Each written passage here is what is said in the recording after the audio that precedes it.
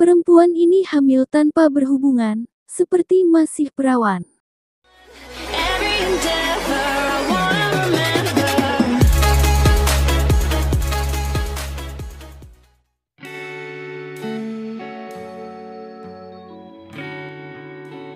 Mari berkenalan dengan Revati Bordaweka. Sejak remaja, perempuan ini sudah didiagnosa memiliki masalah dengan misfilmnya yang disebut dengan vaginismus. Kondisi ini membuat Revati harus merasakan sakit teramat saat benda asing masuk ke dalam misfil. Revati mengetahui ada yang tidak beres dengan misfilnya saat dirinya pertama kali menstruasi dan membutuhkan tampon untuk menahan darah yang keluar dari misfil. Saat alat tersebut dimasukkan, Revati merasa tangannya bergetar hebat dan dia tidak dapat melanjutkan penyumpalan tampon di misfilnya. Kondisi ini dia sembunyikan dari siapapun karena terlalu malu untuk diceritakan. Pada saat itu aku tidak merasa cukup nyaman untuk mencari pertolongan medis atau bahkan berbicara tentang apa yang aku alami. Meskipun aku ragu tidak bisa melakukan hubungan intim, aku hanya memutuskan untuk menyerahkannya ke masa depan dan melihat bagaimana nasib membawaku, terang dia. Tapi, momen bertemu dengan calon suami pun tiba. Revati bertemu dengan sesosok pria bernama Chinmay di online dating. Dia tidak tahu bagaimana cara menjelaskan kondisi yang diderita kepada laki-laki pujaan hatinya ini.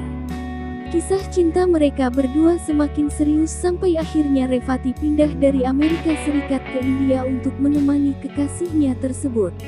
Pernikahan pun terjadi. Ini waktunya menjelaskan ke suami apa yang sebetulnya dialami.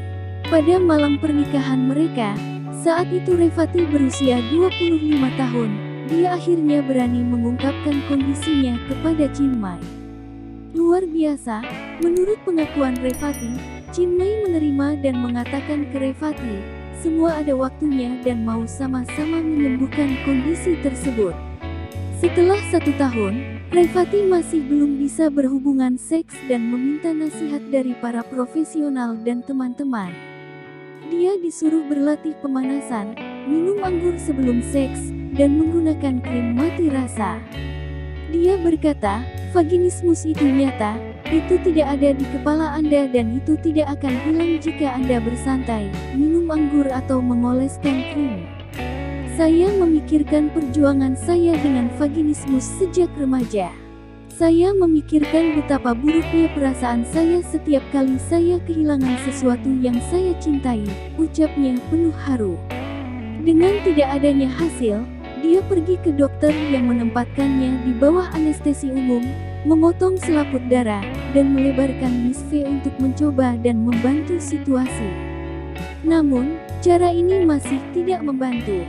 Sampai akhirnya dia mencoba program bayi tabung agar tetap bisa memiliki anak. Luar biasa, Revati benar hamil dan Chinmay merencanakan untuk persalinan secara caesar karena sangat tahu kondisi istrinya. Ketika saya akhirnya mendapatkan tes kehamilan positif pertama, rasanya sangat tidak nyata sehingga saya menangis. Hari yang kita tunggu begitu lama akhirnya tiba, paparnya. Tetapi selama kehamilan, Revati ternyata sanggup menerima pemeriksaan kehamilan yang sifatnya memasukkan alat ke misve. Sampai akhirnya, setelah mengobrol dengan bidan, Revati memutuskan untuk mencoba kelahiran alami.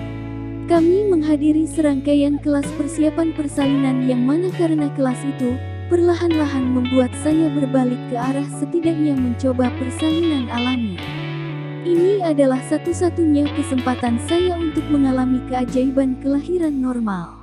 Dan kemudian saya siap untuk melahirkan, ceritanya.